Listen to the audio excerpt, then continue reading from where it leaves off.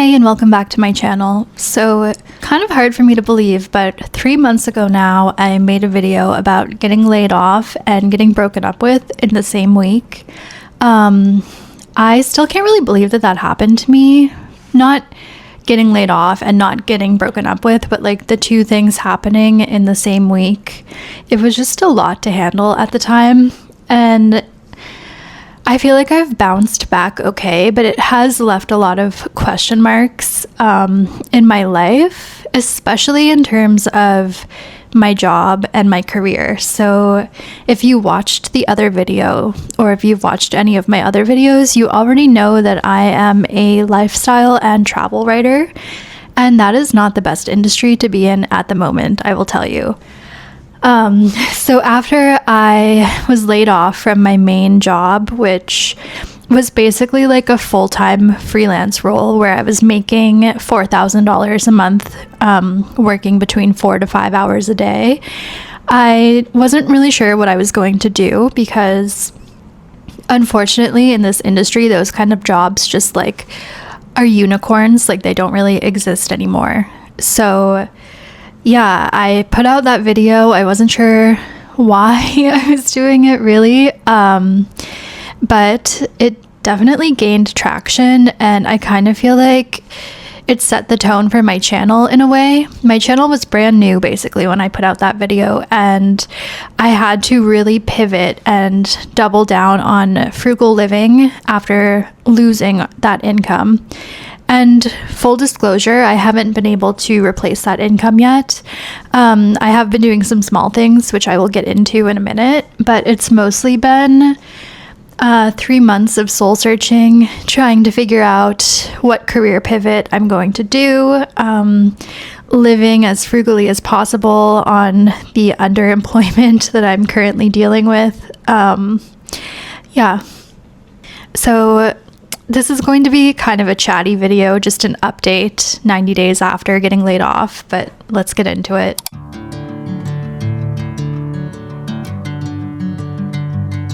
So basically, I took the summer to reflect and try to figure out what kind of a pivot I wanted to do. And I will be honest, 90 days later, I still don't really have an answer to that. I've tried explaining this in other videos, but I feel like I oscillate between really clinging to the freedom lifestyle that is freelance writing and freelancing in general, but then also craving the stability of full-time employment, not even in my field necessarily. So I explained it by saying that I don't find my freelance work fulfilling, and I don't think I explained that properly because basically, like, I am realistic. I know that not every job is going to be fulfilling, but what I meant was that freelancing is no longer fun if the projects are not fulfilling because you sacrifice so much when you're a freelancer. You don't have job stability, you don't have benefits, you don't have retirement. So if you're constantly stressed and worried about where the next project is going to come from, it's not worth the stress and the instability if those projects are no longer fulfilling or fun to work on. So basically, I've been trying to figure out what kind of full-time employment would interest me. Even if it's not fulfilling, I don't really care at this point.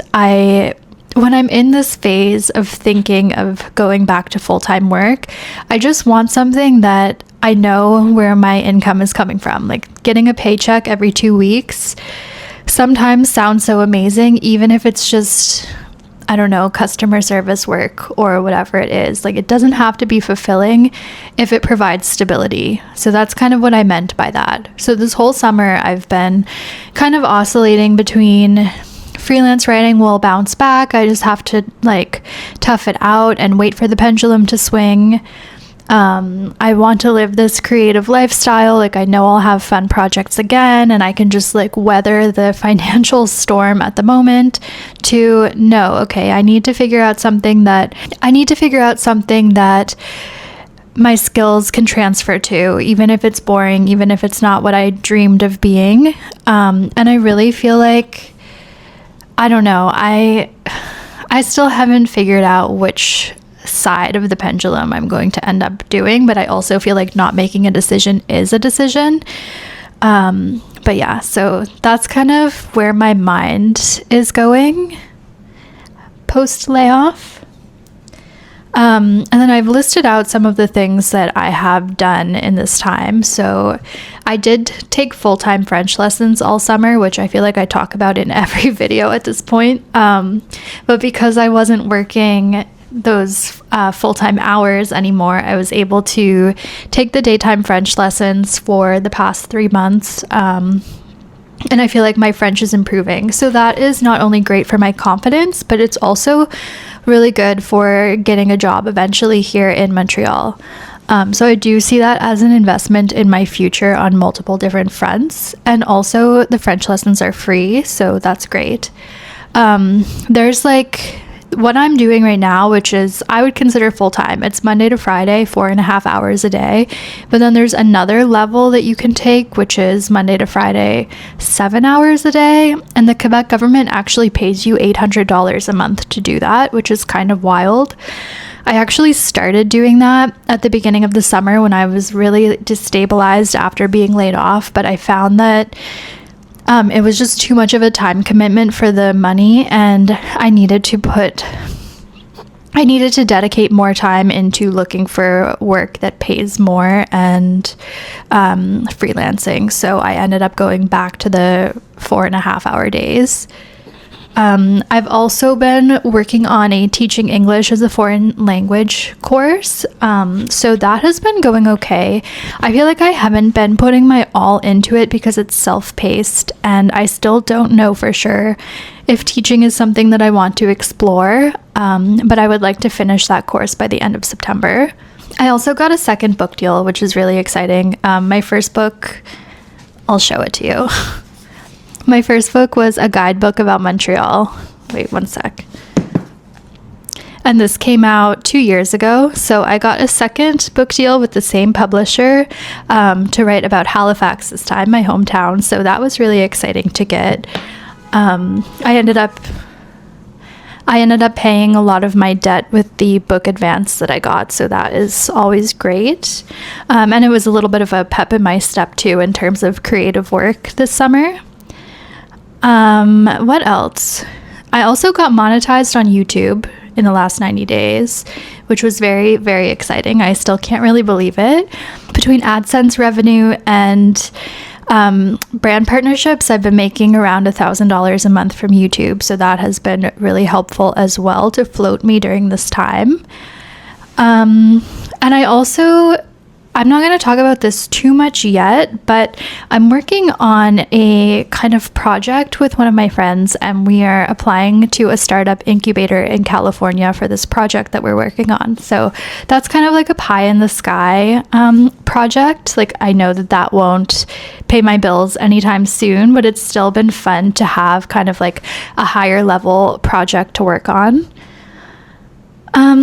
And yeah, that's kind of what I've been doing. I kind of feel like I've just been like waiting until freelancing is truly no longer feasible. And it does kind of feel like in a month or two, that's the place that I will be in. So it's harder to ignore than it was. And I honestly think that I'm probably just going to start applying to remote customer service jobs to float myself for the foreseeable future, just until I figure out the pivot that I really want to do. I don't think that I will love that kind of job, but I do think that it will provide some stability and also allow me to kind of build up my CV with more traditional work, and also work on my people skills a little bit, which I think I need to after a decade of basically being a remote worker and not having to collaborate in person or really speak to anybody when I'm working. But yeah, it's kind of wild. Like, I feel like most of my freelance friends, like journalist and writer friends, are in the same boat. One of my friends from French class is actually a journalist and freelance writer too, and this summer he decided that he's going to go back to school to be an X-ray technician, which is really wild. It has that has absolutely nothing to do with his decade-long career in journalism, but he just wanted, like me, something stable and kind of meaningful to do in life. So I'd love to have an epiphany like that, but I just haven't gotten there yet. Then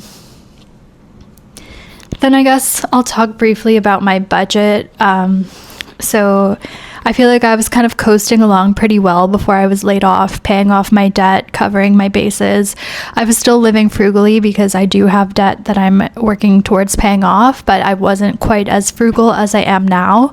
So the first month after being laid off, if you've seen my other videos, you know I cut my budget like as low as I possibly could, especially my grocery budget. I was living off $25 a week for groceries, and I genuinely think that was like a protective mechanism that I just, like, I felt like I had lost control, and that felt like the only thing that I could really control in terms of my finances in that moment.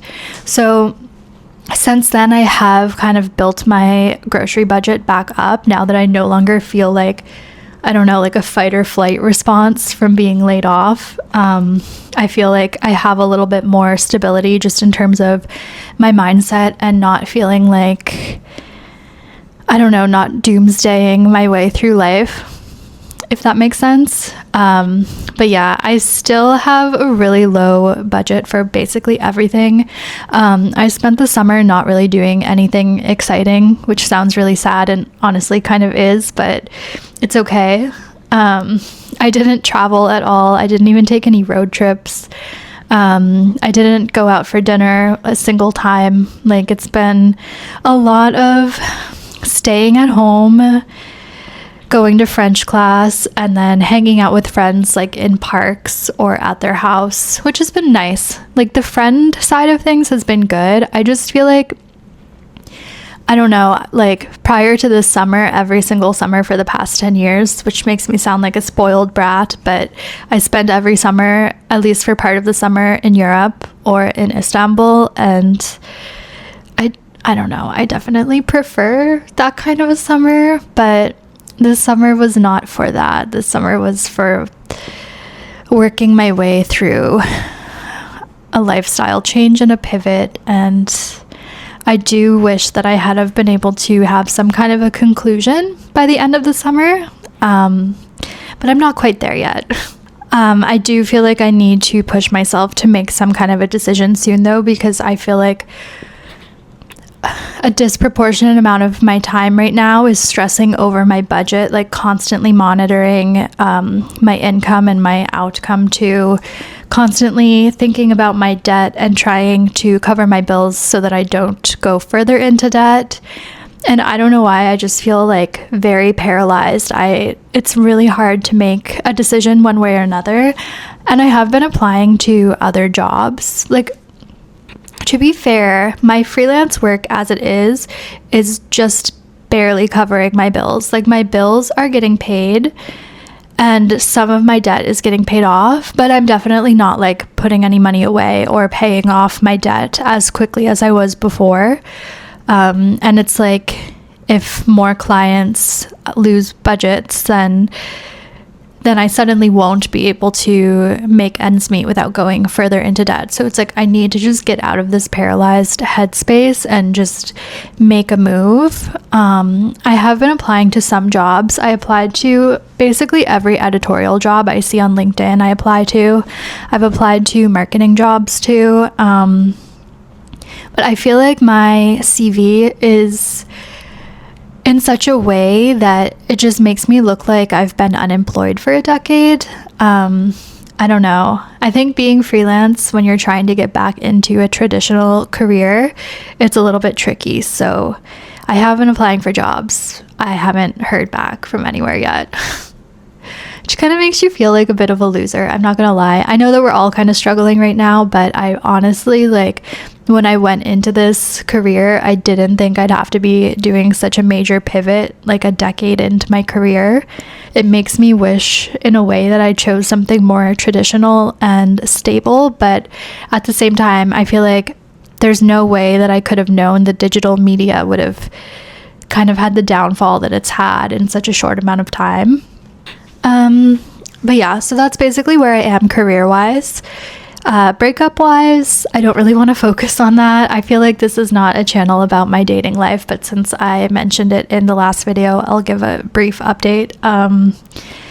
Yeah, modern dating is really weird. I feel like I was really lucky. I'm 33 years old, and this is the first time that I've ever used dating apps to meet people.